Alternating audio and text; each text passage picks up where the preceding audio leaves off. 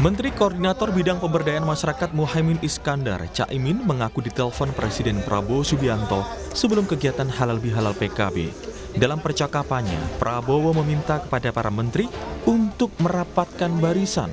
Saat ditanya soal reshuffle, orang nomor 1 di PKB ini menjawab tidak tahu. Tadi Pak Presiden juga menelpon saya, menyampaikan selamat halal bihalal hari ini dan meminta kepada sesama menteri untuk terus merapatkan barisan. Kalau isu soal reshuffle itu apakah benar adanya, Gus? Saya nggak tahu. Wakil Presiden ke-13 RI Ma'ruf Amin menyebut situasi Indonesia sedang tidak baik-baik saja. Dia memberikan wejangan kepada Kabinet Merah Putih yang dipimpin Presiden Prabowo Subianto mesti bekerja keras dan bersatu. Ketua Dewan Syuro PKB itu menambahkan pemerintah mesti menentukan hal yang patut diprioritaskan dan tidak. Pemerintah juga diminta untuk menentukan pilihan terbaik dari berbagai prioritas. Ya, saya kira kita semua tahu bahwa situasi sekarang itu kan tidak baik-baik saja. Karena itu harus bekerja keras, harus bersatu, harus mengambil langkah-langkah yang terbaik, lebih mengutamakan yang mana yang harus prioritas yang didahulukan. Saya kira itu aja. Sementara Mensesnek Prasetyo Hadi menegaskan instruksi Presiden Prabowo untuk merapatkan barisan merupakan hal biasa dan tidak ada kerenggangan dalam kabinet. Nah, itu kan biasa saja, itu umum aja gitu. Sebagai sebuah tim, Bapak Presiden kan selalu menganalogikan Kabinet Merah Putih kita ini sebagai sebuah tim, ya memang kita harus terus merapatkan barisan. Jadi maknanya merapatkan barisan itu tidak selalu sedang ada sesuatu gitu. Tapi itu untuk menjaga semangat gitu. Nggak ada kerenggangan. Nggak ada kerenggangan. Seperti diketahui, instruksi Presiden Prabowo untuk merapatkan barisan ini tidak lama setelah sejumlah menteri Kabinet Merah Putih sowan ke rumah Jokowi di Solo, Jawa Tengah. Ada di antara mereka yang menyebut silaturahmi pada bos. Meski baik menteri maupun Jokowi bilang tidak ada matahari kembar. Matahari hanya satu, Presiden Prabowo Subianto. Sudah saya sampaikan bolak-balik, tidak ada matahari kembar. Matahari itu hanya satu, yaitu Presiden Prabowo Subianto. Tidak berhenti pada kedatangan menteri, sejumlah peserta didik sekolah staf dan pimpinan menengah Serdikses Pimen Polri juga sowan pada Jokowi. Dalam kedatangan itu, Jokowi memberikan arahan pada mereka. Kegiatan itu diunggah di akun Sespimen Polri meski akhirnya dihapus kembali. Lantas, apa makna rapatkan barisan Kabinet Merah Putih? Benarkah ini berkaitan dengan isu matahari kembar? Tim Liputan, Kompas TV.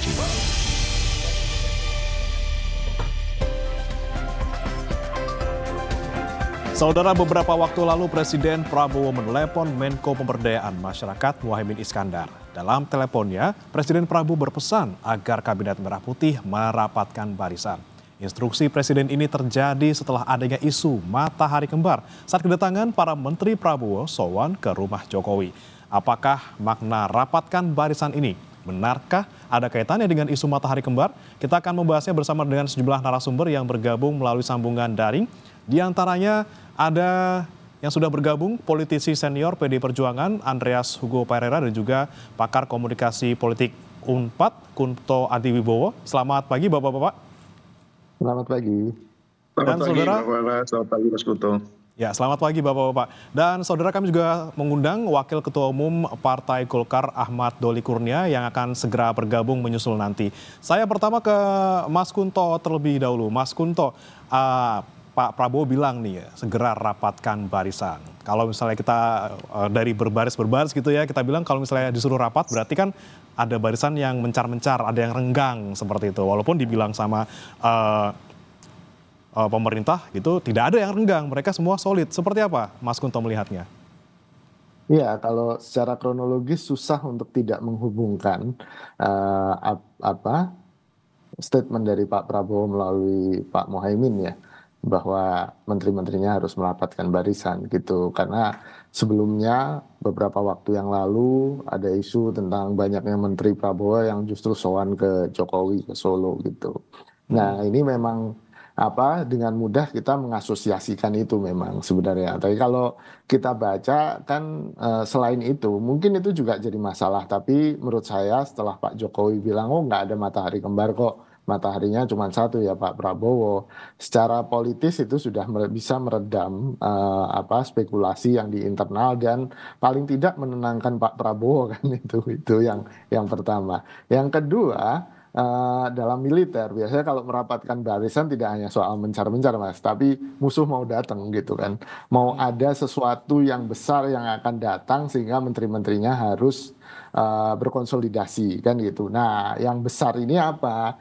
Ada beberapa hal kan yang dari luar jelas dengan perang tarif yang dimulai oleh Amerika Serikat dan kemudian juga mengancam ekonomi kita dan kita pasti terdampak, itu akan jadi tantangan yang besar bagi kabinetnya Pak Prabowo. Apalagi program-program besarnya kan juga banyak ini Mas, ada makan bergizi gratis di satu sisi, IKN di sisi lain, lalu ada program-program yang lain yang justru ini akan jadi tantangan besar, akan sulit untuk direalisasikan ketika perang tarif ini berlangsung.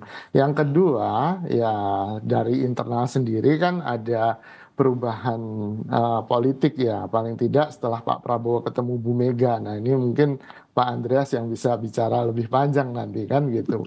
Itu jelas akan mengubah peta dan dinamika politik di Indonesia, termasuk dengan isu reshuffle dan kemungkinan PDIP akan masuk kabinet. Ini jadi tantangan tersendiri juga di internal karena jelas ada banyak menterinya Pak Prabowo yang masih loyal ke Pak Jokowi yang agak nggak suka dengan PDIP mungkin gitu kan, atau ada kemungkinan akan ada aktor-aktor yang kemudian aktor-aktor politik memanfaatkan ketidakharmonisan ini gitu untuk mencapai tujuan-tujuan politiknya.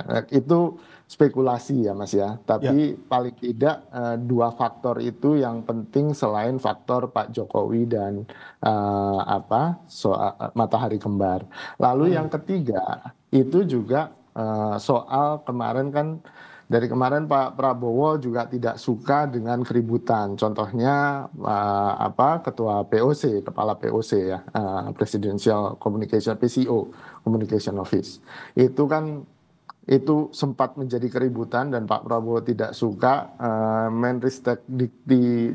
Mendikbudristek terakhir yang di reshuffle kan dalam statementnya juga bilang bahwa Pak Prabowo tidak suka keributan. Ini yang kemudian menjadi problem ketika menteri-menterinya masih dengan gaya statement-statement yang luar biasa. Contohnya salah satu menteri bilang hati-hati akademisi akan ada yang ditangkap gara-gara statementnya gitu kan. Itu kan menjadi sebuah keributan di media sosial dan opini publik yang mungkin tidak disukai oleh Pak Prabowo, sehingga Pak Prabowo ingin menteri-menterinya merapatkan barisan, semuanya terkonsolidasi, semuanya satu perintah gitu kan, tidak ada yang kemudian mengeluarkan statement-statement yang justru membuat keributan itu sih Mas.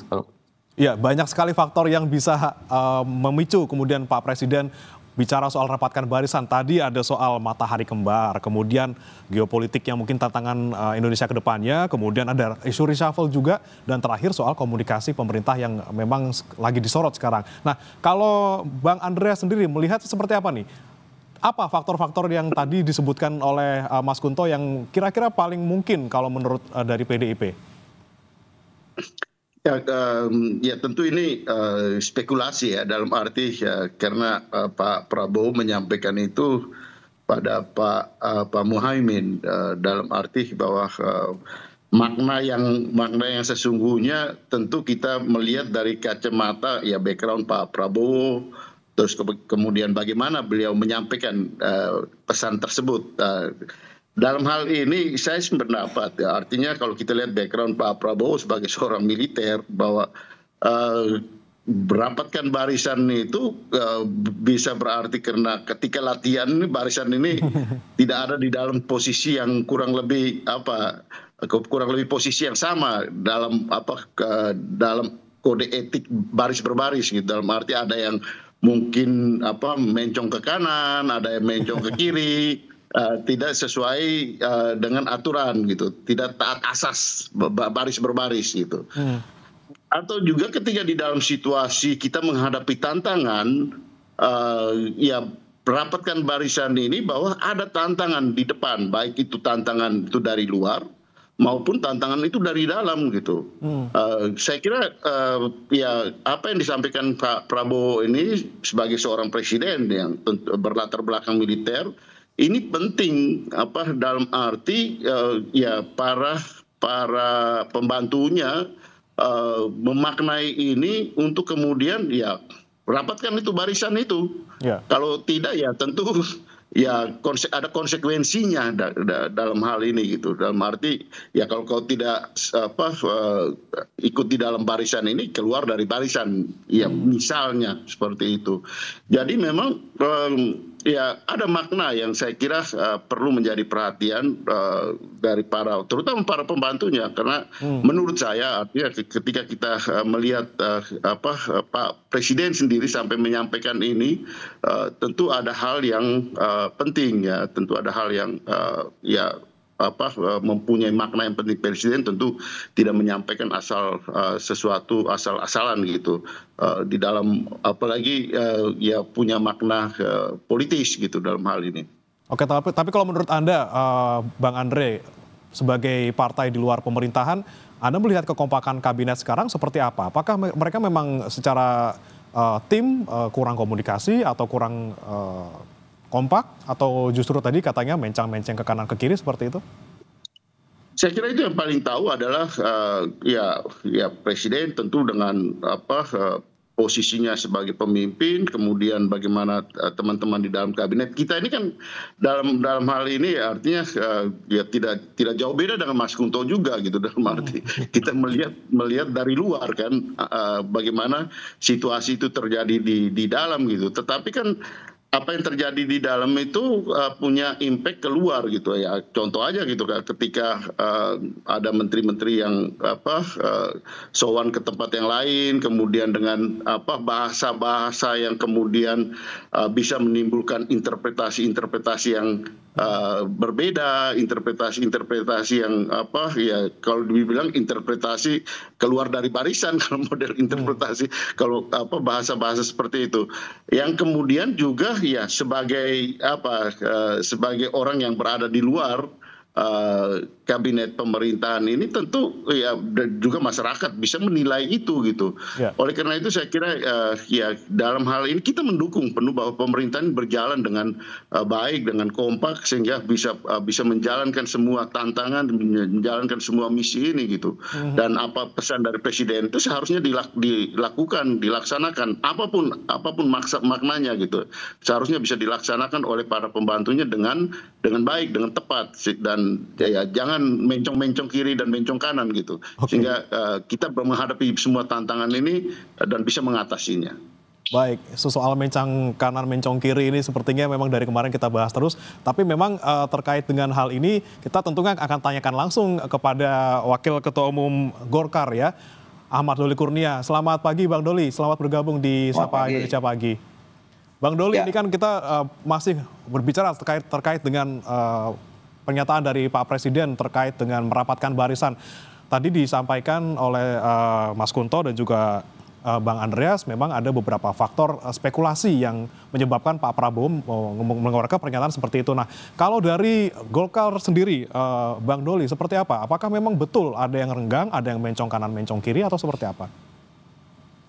Ya, pertama saya kira kalau kita lihat situasi jalannya pemerintahan hari ini ya, apalagi bicara tentang soliditas, saya kira tidak ada masalah ya. Kita lihat di kabinet semuanya berjalan dengan baik, sesuai dengan arahan dan instruksi Pak Prabowo sebagai Presiden.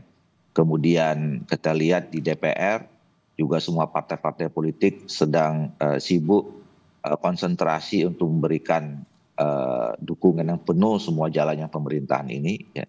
Jadi sebetulnya hampir tidak ada masalah kalau kita lihat dari soliditas pemerintahan dan mendapat dukungan dari partai-partai politik ya, dimanapun posisi partai politik yang ada sekarang itu ya, apakah berada di dalam pemerintahan atau kemudian berada dalam di luar pemerintahan gitu.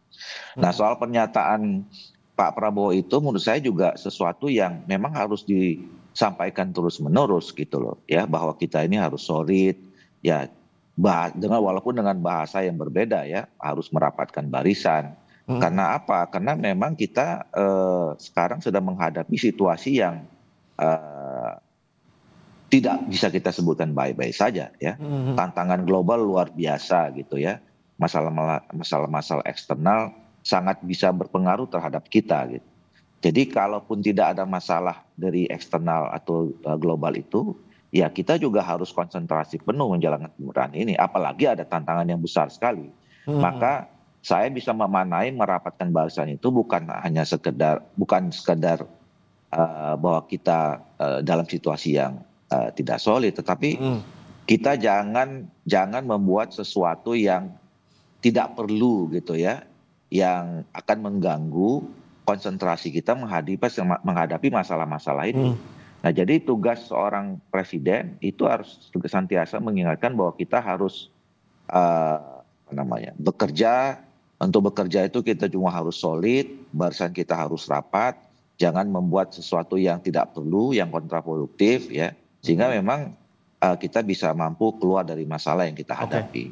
Jadi kabinet so far solid dan tidak ada isu kerenggangan maupun ketidakkompakan ya, Bang Doli? Ya, tidak ada ya, bahwa kemudian kemarin ditafsirkan ya gara-gara ada yang slip of the tongue, salah macam itu ya biasa, tapi kan itu tidak tidak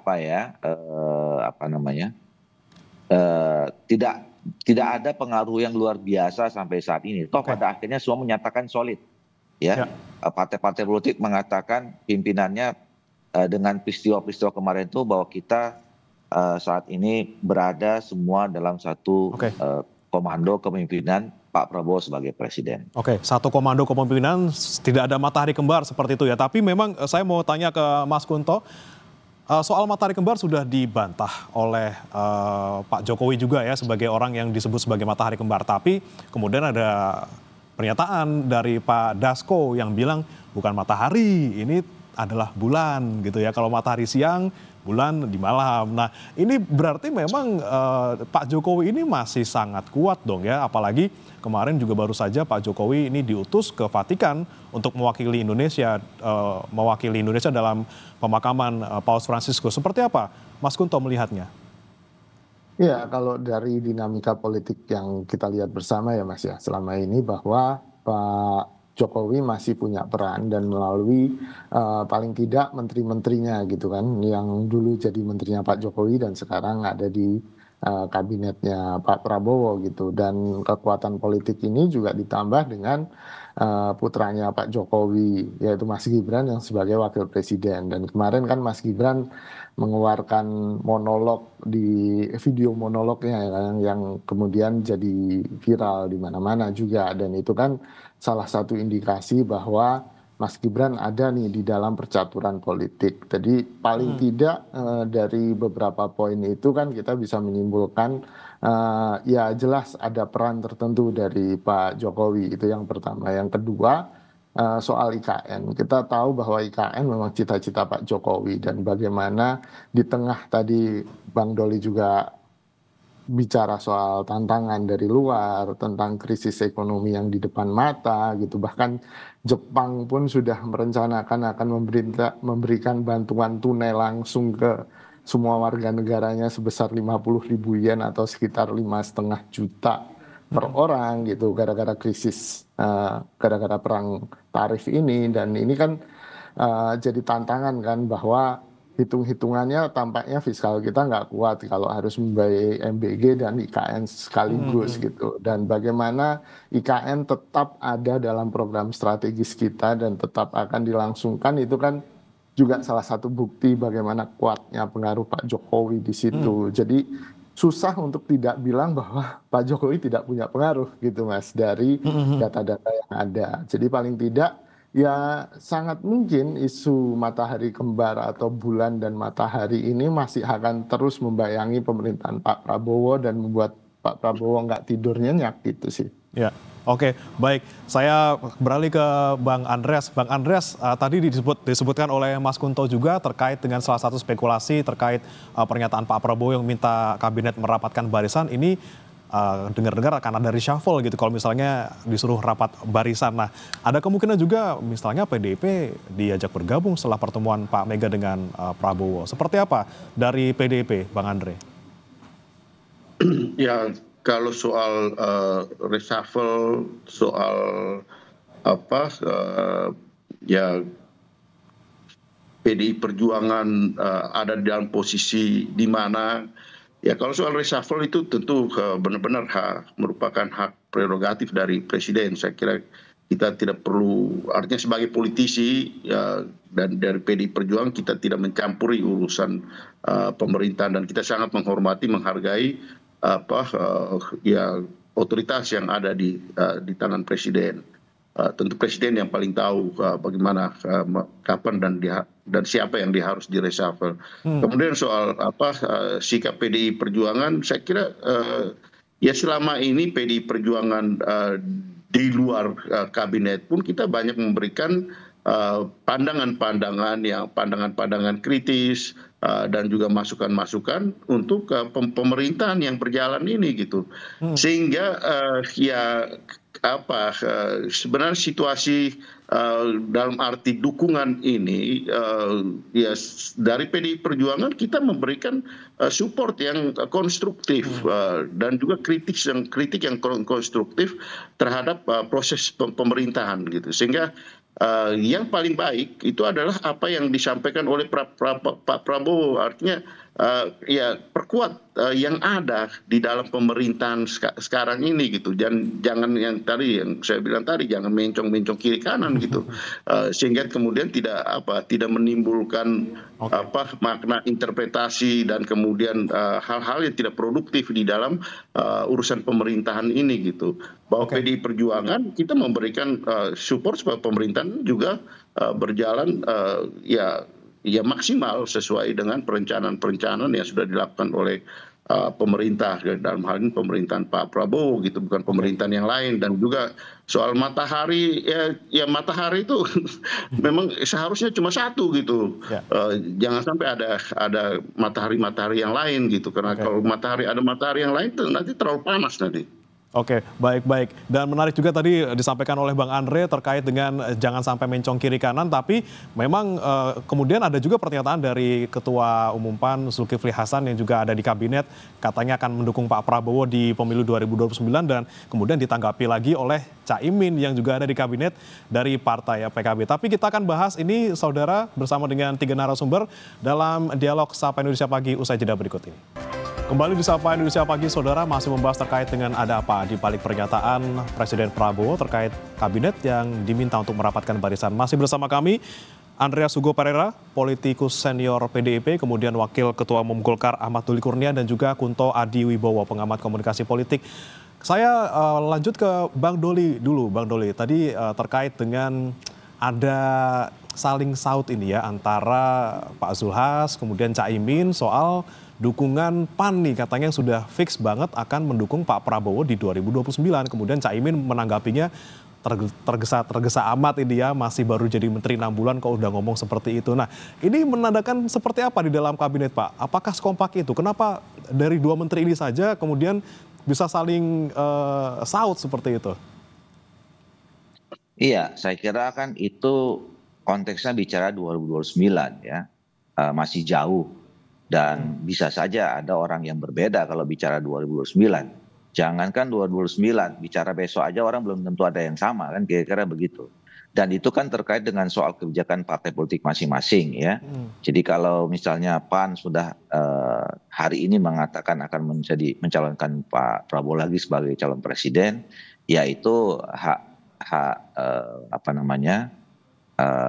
internal ya, masalah internal dari PAN sendiri. Nah sama juga kalau misalnya PKB, apakah kemudian bisa ditafsirkan itu menolak atau berbeda pandangannya, belum tentu juga ya kan. Kan bisa juga ditafsirkan apa yang disampaikan Pak Muhaimin itu ya betul, kalau secara ekstrim bisa mengatakan bisa jadi pilihannya akan berbeda. Tetapi kan bisa juga ditafsirkan, bisa jadi pilihannya sama tapi tidak perlu disampaikan sekarang, kan bisa begitu juga gitu ya. Jadi oleh karena itu pertama tentu kita harus menghormati putusan masing-masing partai politik gitu ya, dan kalau bicara tentang soal pilpres ya bisa juga dua tafsirnya, bisa terlalu cepat, bisa terlalu dini. Nah yang paling penting menurut saya memang sekarang kita harus fokus ya, harus fokus. Kalau antara partai politik yang sudah menyatakan mencalonkan diri Pak Prabowo lagi di tahun 2009 atau yang belum, semua harus fokus sekarang membantu Pak Prabowo mensukseskan pemerintahan ini sampai 5 tahun yang akan datang. Dan Golkar juga belum ada sikap ya Pak ya, belum ikut-ikutan Pak Zulhas untuk menyatakan dukungan. Kalau Golkar komitmennya jangka panjang dengan Pak Prabowo ya. Golkar dari awal sebagai pengusung utama Pak Prabowo dan Pak Gibran, tugas kami adalah pertama mensukseskan pemerintahan ini sampai 5 tahun yang akan datang. Yang kedua, untuk calon presiden, kami juga sudah punya komitmen. Selama Pak Prabowo masih berniat, berkeinginan untuk menjadi presiden untuk periode berikutnya, kami tentu harus mendukungnya. Karena kami berangkat waktu itu mendukung Pak Prabowo ini dengan visinya. Jadi saya kira kalau Pak Prabowo mengatakan bahwa visi dan programnya harus dilaksanakan dengan waktu yang disediakan maksimal selama 10 tahun, ya tentu kami akan memberikan dukungan dalam posisi seperti itu. Baik. Saya ke Mas Kunto. Mas Kunto, bagaimana Anda melihatnya Mas Kunto? Baru dibilang sama Pak Prabowo rapatin barisan di kabinet, tapi dari dua menterinya Caimin dan juga Zulhas malah sudah ngomongin soal pemilu gitu ya, bahkan tidak sepakat ataupun tidak sejalan seperti itu. Nah, Anda melihatnya seperti apa? Apakah memang ada juga dari Pak Prabowo bilang soal rapatin barisan ini juga untuk pemilu 2029? Sangat mungkin itu Mas, karena yang pertama ini kan kejadiannya sebelum Pak Prabowo menelpon Caimin ya, Pak Muhaimin ya. Jadi memang Pak Zulhas ketika acara di PAN menyatakan dukungannya ke Pak Prabowo 2029, dan itu juga akan menggenjot perolehan suara partainya ke nomor 4 kalau nggak salah ya. Dan itu langsung ditanggapi oleh Pak Muhaimin. Dan menurut saya ini salah satu keributan yang tidak disukai oleh Pak Prabowo kan gitu. Karena satu, pemilunya masih jauh, dan kedua ini melibatkan dua partai besar yang ada di dalam kabinetnya, di dalam dukungan pemerintahannya, lalu juga melibatkan dua menteri senior kan gitu. Ini yang menurut Pak Prabowo juga akhirnya mungkin sedikit menyinggung itu ketika menelpon Pak Muhaimin dan menggarisbawahi soal merapatkan barisan. Ya udahlah, nggak usah diurusin lagi yang itu, kita tahu semua seperti sikap Golkar tadi yang ya nggak usah dikeluarkan, tapi semua juga tahu bahwa Golkar pasti akan mendukung Pak Prabowo kalau Pak Prabowo maju di 2029 gitu. Jadi ada hal-hal yang memang tidak elok untuk disampaikan dengan timing yang seperti ini Mas, dan menurut saya itu salah satu hal yang menjadi concern Pak Prabowo dengan ungkapannya merapatkan barisan tadi. Lagi-lagi masalah komunikasi ya Mas Kunto ya, antara kabinet dan juga dari pemerintah ke masyarakat seperti itu. Ya. Betul Mas, jadi ya saya pikir harus agak menahan diri lah para ketum-ketum partai yang ada di kabinet ini. Mereka kan punya dua peran, dan menurut saya peran yang sebagai menteri jauh lebih penting sekarang gitu kan, di tengah tadi ancaman dari luar gitu kan, yang kita butuh konsentrasi penuh gitu.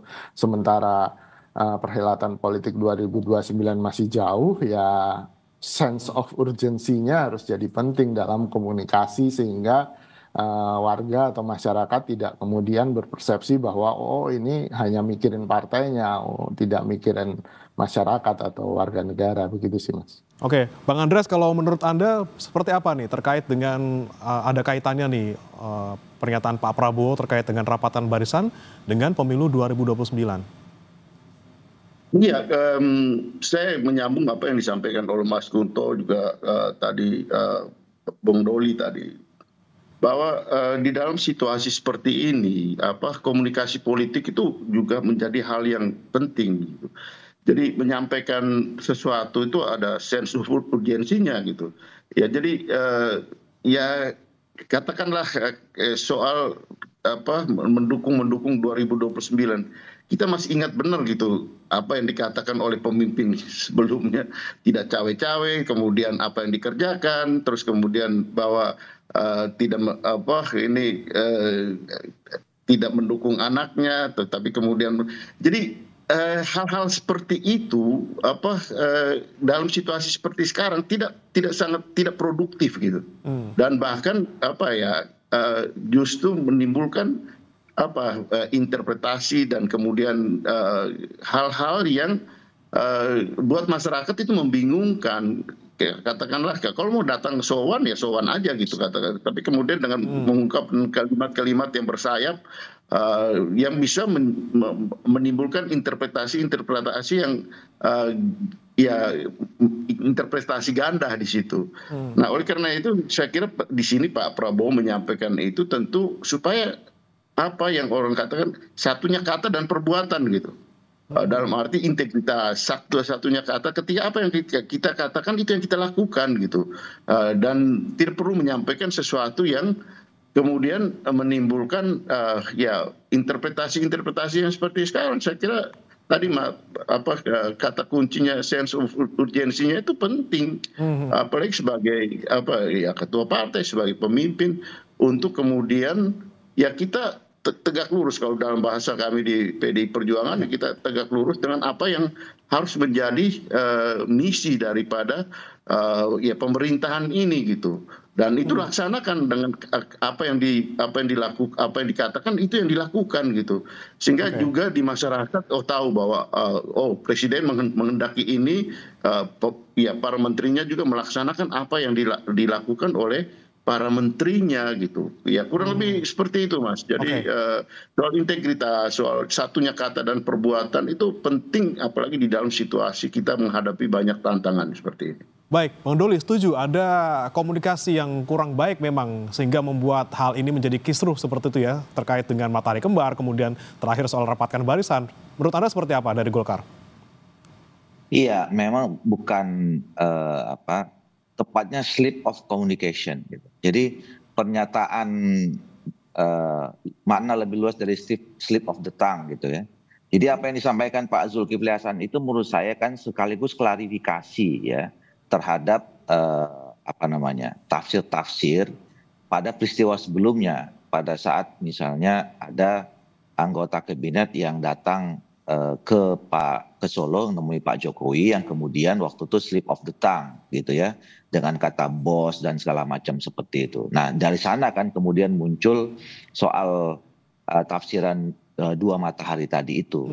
Nah saya kira jadi pada saat waktu itu ada momentum yang tepat, ada Pak Prabowo ya, kemudian Pak Zulkifli Hasan mengatakan bahwa itu adalah menunjukkan bahwa sebenarnya tidak ada dua matahari gitu ya, bahwa kita jangankan bicara tentang presiden 5 tahun ini ya, kita juga sudah mencalonkan Pak Prabowo nanti untuk 2009. Jadi itu menunjuk klarifikasi sekaligus menunjukkan loyalitas terhadap Pak Prabowo yang sebenarnya juga kalau kita bicara tentang tafsir dua matahari, saya selalu mengatakan sebenarnya dalam sistem pemerintahan, sistem ketatanegaraan kita ya nggak akan terjadi dua matahari itu gitu loh ya, bahwa kemudian masing-masing tokoh masing-masing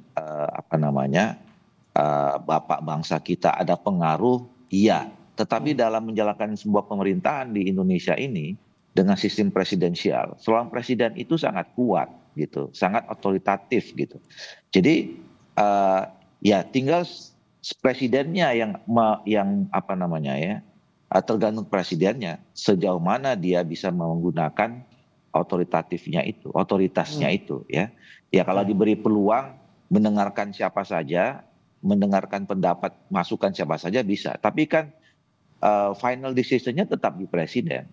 Nah termasuk misalnya kalau ada menteri yang dianggap tidak loyal, tidak capable, tidak bagus kinerjanya, itu tergantung presiden mau diganti atau tidak. Jadi jangankan soan ya ke Pak Jokowi ya, kalau kemudian Pak Prabowo nggak suka misalnya seorang menteri datang mengunjung ke satu daerah, ya beliau punya hak prerogatif untuk menggantinya. Jadi menurut saya isu dua matahari menurut saya no isu. Karena Pak Prabowo tahu bahwa presidennya sekarang adalah Pak Prabowo. Pak Jokowi juga tahu presidennya adalah Pak Prabowo. Seluruh menteri-menteri juga tahu presidennya adalah Pak Prabowo. Dan republik ini rakyat kita juga kita tahu bahwa presidennya adalah Pak Prabowo. Jadi semuanya on depend Pak Prabowo. Oke, baik. Saya ke Mas Kunto lagi. Mas Kunto, kita masih bicara soal mungkin penyebab dari beberapa kali kisruh di kabinet kita terkait dengan komunikasi. Tentunya juga jadi pertanyaan juga nih Mas Kunto terkait bagaimana Pak Prabowo menyatakan rapatkan barisan ini itu by phone hanya ke Caimin gitu ya, dan Caiminnya yang menyampaikan kepada publik dan juga ke kabinet seperti itu. Nah, ini seperti apa nih kalau Mas Kunto melihatnya? Kan seharusnya sudah ada jalur yang resmi ataupun khusus yang memang untuk komunikasi antar pembantu presiden. Iya, ini yang memang jadi misteri. Saya membayangkan bahwa dengan latar belakang militernya Pak Prabowo, maka jalur komunikasi atau bentuk komunikasi publik dari pemerintahan Pak Prabowo ini akan lebih top down, lebih terarah gitu kan, dengan komando yang jelas, dengan struktur yang jelas. Tapi kan dari awal pemerintahan Pak Prabowo itu tidak terjadi gitu kan. Bahkan terus-menerus membuat semacam turbulensi komunikasi, bahwa tadi Bang Doli bilang ada slip of communication, slip of tongue yang terus-menerus gitu. Ini yang menurut saya jadi evaluasi besar, dan bahkan Pak Prabowo sendiri juga pernah bilang di depan para pemret itu kan yang wawancara bahwa ini adalah kesalahan dia dan dia mau mengkoreksi dan mengevaluasi itu. Nah, saya sih berharap bahwa komunikasi tidak hanya perannya tidak hanya sebagai corong atau pemadam kebakaran gitu. Komunikasi harusnya menjadi bagian integral dari pengambilan keputusan penting atau pengambilan kebijakan, sehingga sosialisasi yang baik itu bisa terjadi jauh-jauh hari, tidak seperti kasus PPN 12%, lalu LPG 3 kilo gitu kan, dan mungkin ke depannya akan ada banyak lagi dengan tantangan dari luar yang semakin besar gitu. Jadi memang ini harus jadi evaluasi penting ya Mas, dan saya sih berharap pemerintahan Pak Prabowo dengan penunjukan jubir-jubir yang baru gitu, orang-orang terdekatnya Pak Prabowo, bisa kemudian mengatur ritme komunikasi dan mengorkestrasi komunikasi dari menteri-menterinya gitu, sehingga tidak terjadi lagi slip of tongue atau pernyataan-pernyataan yang di luar nalar gitu kan, yang disampaikan oleh menteri-menterinya sehingga membuat keributan. Itu sih Mas. Oke, jika semuanya dikomunikasikan dengan baik dan juga dengan jalur yang jelas, tentunya polemik-polemik seperti ini tidak harus terjadi. Baik, terima kasih Mas Kunto Adiwibowo, pengamat komunikasi politik, dan juga sebelumnya ada Bang Andreas Hugo Parera, politikus senior PDIP, dan ada juga Ahmad Doli Kurnia. Pak Doli, Wakil Ketua Umum Golkar, sudah bergabung bersama kami di Sapa Indonesia Pagi. Salam sehat Bapak-Bapak.